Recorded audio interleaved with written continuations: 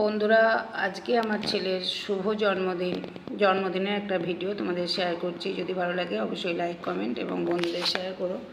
সকালে ঘুম থেকে ওঠার পর ঠাকুরের পুজোটা দিয়ে পায়েসটাকে বসিয়ে দিয়েছি।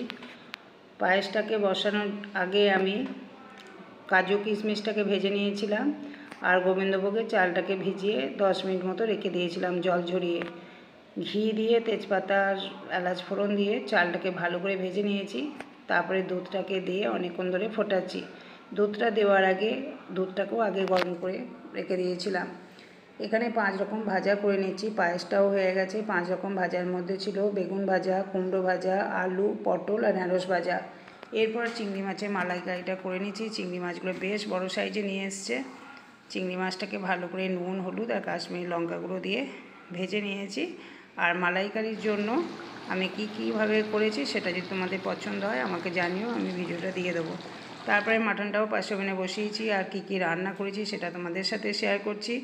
এখানে দেখো দেহরাদুন রাইস ছিল, পোলাও ছিল, 5 রকম ভাজা কী আছে বলে দিয়েছি, মাটন ছিল, চিংড়ি মাছের মালাইকারি, ধোকার ডালনা, পনিরের কোপ্তাকারি, আমের চাটনি, দই, মিষ্টি আর এছাড়া পায়েস ছিল।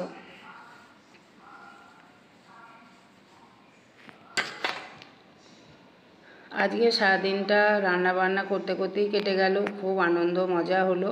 আর স্যালাড ছিল, স্যালাডটাও কাটা হয়েছে, দেখো পাশে রাখা হয়েছে।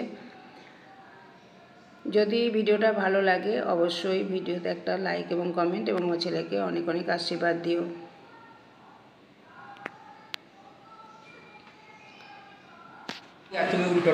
সাদা ভাত, পোলাও, 5 রকম ভাজা, এখানে আছে পায়েস, এখানে হচ্ছে পনিরের কোপ্তাকারি, এটা হচ্ছে ধোকার ডালনা, এটা হচ্ছে চিংড়ি মাছের মালাইকারি, খাসির মাংস, আমের চাটনি আর হচ্ছে দই আর এখানে মিষ্টি আর এখানে হচ্ছে স্যালাড।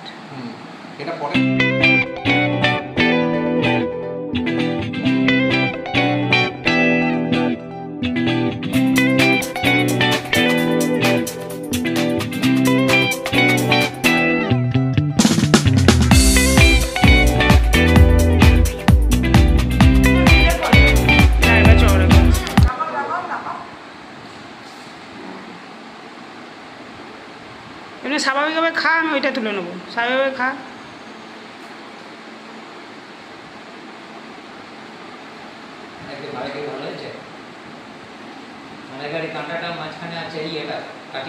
এই মাংসটা কেমন হয়েছে বল? মাটনটা আমি কি দেখলো দেখবো। আর মালাইকারিটা কেমন হয়েছে? মালাইকারি আর কথা বলবো না, দেখছি কথা বলবো না, দেখছি। আচ্ছা ঠিক আছে।